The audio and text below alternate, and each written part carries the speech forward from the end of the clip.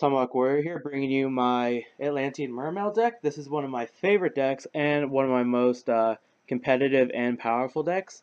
The deck flows very well together, and it's very rare that I'll get a bad hand with a deck like this because either the cards are to special summon, or they're to search, or they're just a good card to have for way of tributing. So, without further ado, let's get started. We have first my 3 Abyss Megalo. He is the boss monster of the deck. Very easy to summon. Just tribute 2 cards from your hand to the graveyard. Special summon him. When you special summon this way, you search one of the 2 equip cards, which make him have 3200 attack. Tribute 1 monster in the field. He can attack twice, so by himself he can do 6,400 points of damage, so he's a great card. And then his equip cards make him immune to either traps or spells, which is great, so I'm not afraid of their mirror force or things of that nature. Next we have 3 Abyss Tests. Special summon him by tributing 1 water monster to the graveyard. When he is special summoned in this way, I can add a level 4 mermail monster from my deck to my hand. Normally I use this to search up my my Prince or my Deep Sea Diva. I've also used it to search out a Marksman if I've needed it, but again, just another really good card. As a Mermail, if I have the equip card and I don't have Megalo for some reason, I can equip it to him to give him an additional 800 attack, which is pretty good, so he goes up to 25. And what you'll find about this deck is quite a few of the cards do want to be in the graveyard, so especially things like Marksman. When he's sent to the graveyard, he he destroys a set, trap, or spell card, which is great. The next card I run is 1 Elemental Lord. Normally I don't use him too much. He's used for my Moria of Greed or my Twin Twisters, but if there's 5 cards in the graveyard, I can special summon him, which is alright. And when he's special summoned, I discard 2 cards from my opponent's hand, which is nice, and he's a boss monster, but like I said, normally Megalo and Marksman are the cards that are putting in the damage with this deck, so normally I don't really need him, but he's just another good card to have. Like I said, I like to have options in this deck. Next, I have my Abyss Gundi. Again, another card to use for Moria of Greed or Twin Twisters, especially with Moria, because I don't want to send anything like a Prince or a Marksman or even a Megalo prematurely to the graveyard to draw 2 cards. But when this card is sent to the graveyard, I can target 1 Mermail monster in my graveyard and special summon it. So that is a pretty good effect. But like I said, if she's there, she's going to be used to summon to look for the next 2 cards, which are Turge and Pike. Both of them are fairly similar, being rank 4s, so they're great for going into Bahamut or being used with my tuners to go into any of my rank 7 or 8 plays normally. With Turge, when this card is special summoned, I discard 1 water monster to the graveyard. I target 1 level 3 or lower monster in my graveyard, and I can add it to my hand. So this recycles my Marksman, my Prince are normally my key targets. With Pike, pretty similar. When he's normal, except when he's normal or special summon, I can add a water monster. I can discard a water monster to the graveyard and add 1 level 3 from my deck. So they're both recycling cards. One's a search, one's from the graveyard. Normally, though, they're used as tributes for my Megalo, but in a pinch, they can be summoned and used to get back a Prince, which then will be used to get rid of a Dragoon to draw 2 cards. It's a good combo to have. One of the key cards of this deck that you need 3 of is Prince. When this card is summoned, he can discard a card. So what you do is you summon him, you discard Dragoon, and that allows you to search 2 cards. Normally I search a Marksman and either Diva or Megalo, which is great. That's alright. The next card, and he also does have the ability to bring back a monster from the graveyard, which is cool. The next card I run 3 of is 3 heavy infantry. Again, this is a target to summon out Megalo or to use for my Moria of Greed. Uh, but this is nice because it is a way to get 2 level 2s out fairly quickly. And then when this card is sent to the graveyard to activate a water monster effect, so Megalo or my other level 7 Abyss Test, I can target one face-up card of my opponent controls and destroy it. So it's a really good way of removing monsters so that my Megalo can OTK. Next, you run 2 Dragoons. This card is, for me, always used with in combination with my Prince. So I summon Prince, discard Dragoon, which allows me to draw 2 cards. I draw, like I said, Marksman and Megalo or Diva, depending on what the situation needs.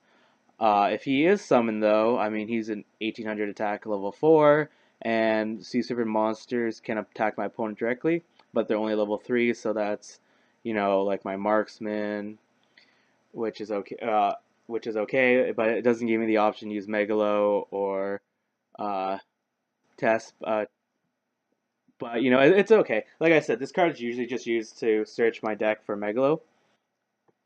Marksman is a great card. When this card inflicts battle damage, I can special summon a lower 4 or lower Sea Serpent Atlantean monster. So Prince is a key target, or I'm gonna be honest, it's normally just Prince. And then if I tribute this card, because normally this card's on the field, I bring up Megalo, I dump this card to then destroy one of my opponent's set back row. Really, really good card. So I run 3 of them. Next, I have the obvious one, Deep Sea Diva. Depending on what the situation is, when I dump Dragoon, like I said, I'll either search for Megalo or I'll search for Deep Sea Diva. Because when she's summoned, I can special summon a level 3 or lower Sea Serpent monster. So if she's in my hand, I'll play her, summon Prince, ditch Dragoon, I'll add Megalo, and then I'll add probably a Marksman to my hand. Or even my Test. Allows me from other plays. And another key thing is that she's a tuner. She's one of the few tuners I have in the deck. So with her, I go into things like Tetsumundo, or I've gone into, very frequently, I go into Coral Dragon with Diva. I then play 2 Spirit. Great card, because this is one of the key cards I used to go into Bahamas Shark, because as long as there is a water type monster in the graveyard, I can special summon this card, which is great because as long as I have any other level 4s, be that Pike or Turge, and this card in my hand, I know I'm getting out Bahamut Shark this turn, which means I'm getting out my Totally Awesome, which is great because, as anyone knows, Totally Awesome is a card you want. Just, if nothing else, it's a great card to attack with, and obviously when your opponent starts doing shenanigans, he cancels them, allows you to lay them, his cards that he's trying to use, so it gives you a lot of options. Next, I only play one Maxi. The deck flows really well in my opinion, so I don't really feel that I need a lot of draw power in the deck, which Maxi gives you. But it is nice, again, to have, so I do play the one. Next, I play the one Cherries. 2 reasons. One, because Cherries is a fantastic card to have, being that A, she's a tuner, and B, her effect, as long as my opponent has a monster more than I do, I can send her to the graveyard and I can reveal 1 card in my extra deck, and my opponent then has to banish any of the same monster from his extra deck. So this works great in a mirror match where I can banish their Totally Awesomes or Ultimaya if they're running a build like that, Crystal Wing Synchron Dragon, or even Thousand Eyes is another card I'll get rid of. But normally in a mirror match, if I'm feeling that they're going to, I'll get rid of Bahamut Shark right off the bat and just not worry about their Totally Awesomes. Or, like I said, I'll get rid of Crystal Wing or Thousand Eyes. Just a good card to have, and being a level 3 tuner, that means with my rank 4s, I can go into my level 7s. If I get Megalo or Test out, I can go into rank 10, so that's a Leo. So, a great card to have because Diva is my only other tuner, and she's only a level 2. Next, I play 2 Moray of Greeds. This is Pot of Greed for the deck. I shuffle 2 water monsters from my hand into my deck, and then I draw 3 cards. Great card to have. Next, I play my 2 instant fusions. I use one to get out Thousand Eyes to get rid of any problematic monsters my opponent has. And then the other one is to summon Norden. Now, not necessarily in that order. If I have any level 4s in my graveyard, be it Pike or Dragoon, I will summon Norden as fast as I can get this card instant fusion into my hand. Summon Norden, bring back my Pike or Dragoon normally are in my graveyard first, so I can go into Bahamut. Great card to have. And then, like I said, if I need to, I can get a Thousand Eyes out and just get rid of whatever problematic monster I have. And then I can get rid of Thousand Eyes with usually Diva to get out Tetsumondo. Next, I play 2 Book of Eclipse as a quick play card. This card is great because as soon as my opponent sets up his board, especially because normally my turn 1 I will only have maybe one Prince out in the field, or if they were able to just stop Megalo from being able to get his 2 attacks at 3200 attack, and he's all out there by himself, I'll play this card face down. My opponent sets up their board, reveal it, puts all cards face down in the fence. Normally, at that point, my opponent's turn is over, and I can then go into my turn and set up my board for the second turn. It's a great card to have. Next, obviously, 1 Regeki, because no deck is complete without it. I play 1 Upstart Goblin because, like I said, this deck can OTK very quickly, and even if I have to wait 2 turns to finish off my opponent, they're going to be down probably somewhere with only, if I use Upstart Goblin turn 1, if my deck performs like it normally does, they're only going to be left with about 600 life points after I'm done attacking. So they can't use anything like Solemn or um, Warning or Strike. Sorry. So I have no problem running the 1 Upstart Goblin, and it's just great for that 1 card draw turn 1. Because this deck, I really think, wants to go first, and I love going first because it allows me to set up my plays for turn 2. If I go second, though, again, I can OTK pretty quickly. Next card I play is 1 for 1. Like I said, I will ditch Marksman, Heavy Infantry, Pike, what have you, Tess, Elemental, Elemental Lord. Sorry, I couldn't remember his last word. To search out a prince if I don't have a prince. So, because I always want prince in my hand turn 1. So, great card for doing that. I played 2 Dark Holes. Normally, I'll play that and then I'll play my hand and do what I have to. But in a pinch, if everything else has failed, I will just play this and nuke the board. I used to run Black Rose. What is it? Not yeah, Black Rose Dragon. But I found that just having Dark Holes is a better option than using Black Rose because my extra deck is pretty full. So I opted for 2 Dark Holes, and it served me well. Next, I run 2 Twin Twisters. Like I said, getting level 4s in the grave is a good thing, so then I can bring them back with Norden. So 2 Twin Twisters, and also just to stop my opponent's back row. Next, I have the 2 equip cards. One is for traps, one is for spells. Normally, when I summon Megalo, I'll throw the trap one on him so that he doesn't get mirror forced or anything silly like that. But I have found that getting the spell one out is good too, depending on what deck it is, so that way he doesn't get Book of Eclipse. Next, I have the mandatory 1 Solemn Strike and 1 Solemn Warning. I know some people run more than 1 strike, but I personally don't like to do that. I think 1 of 1 is fine. I've never really been in a situation where I've wanted more than 1 strike, so I just run 1 of each. And then one of the all-stars of the deck is my Vanity's Emptiness. Anyone that's ever used this card knows how powerful it is.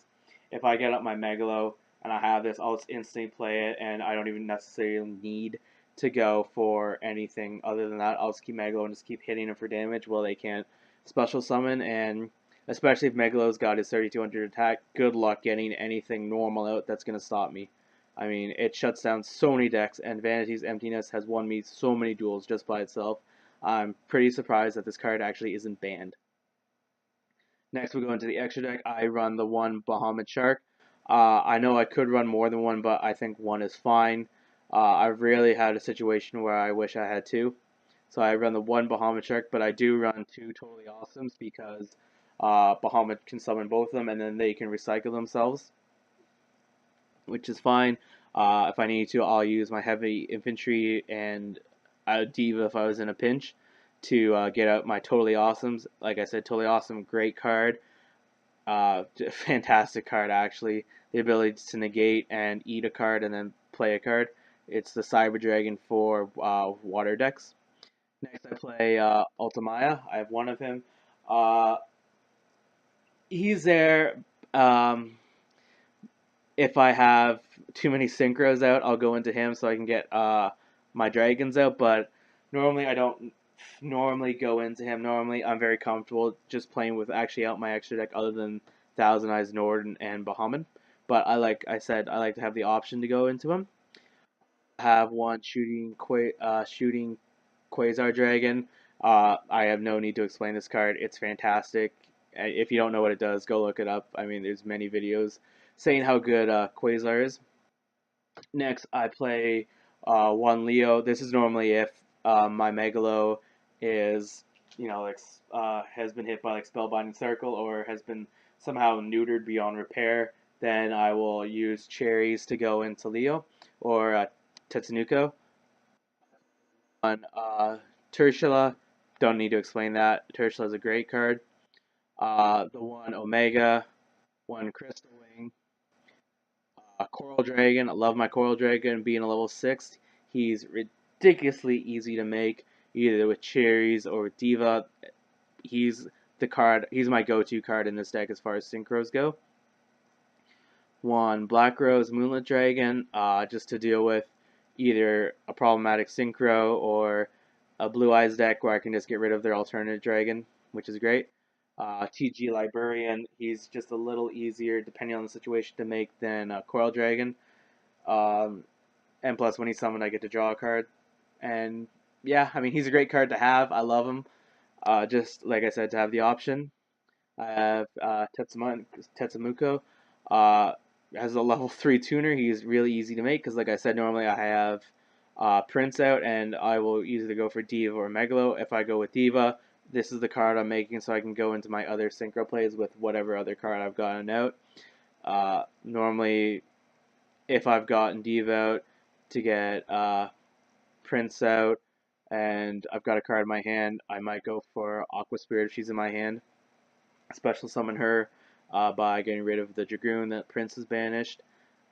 Use Aqua Spirit and Diva to go into either Coral, or if I didn't use Diva and instead I have Cherries out, Cherries I'll go use with whatever to go into my Synchro Dragon. But like I said, Tetsumuko, him with a level 4 opens up all my rank 7 and 8 plays depending on what's on the board. A great card to have. Thousand Eyes Restrict, obviously, I think he's a staple for pretty much any deck. I mean, the only deck I don't run Thousand Eyes Restrict in is my Raid Raptor and my Blue Eyes deck, just because they're the only two decks I have that don't need them. But pretty much every other deck, I have 1,000 Eyes. It's one card of my main deck, one card of my extra deck, and the ability just to get rid of a problematic card is great. Like I said, instant fusion, Thousand Eyes. If I have Diva out, boom, there's my Tetsumuko. And then obviously Norden, because he's used to go into Bahamut Shark very quickly if I've got my Dragoons in the graveyard, which I normally do. So that is my Atlantean Mermail deck. I hope you guys enjoy the battle reports that are to follow. Please leave a comment down below. Tell me what you think of the deck. Tell me what I can improve in the deck. I'm always open to suggestions. And I will catch you guys in the next one. Peace.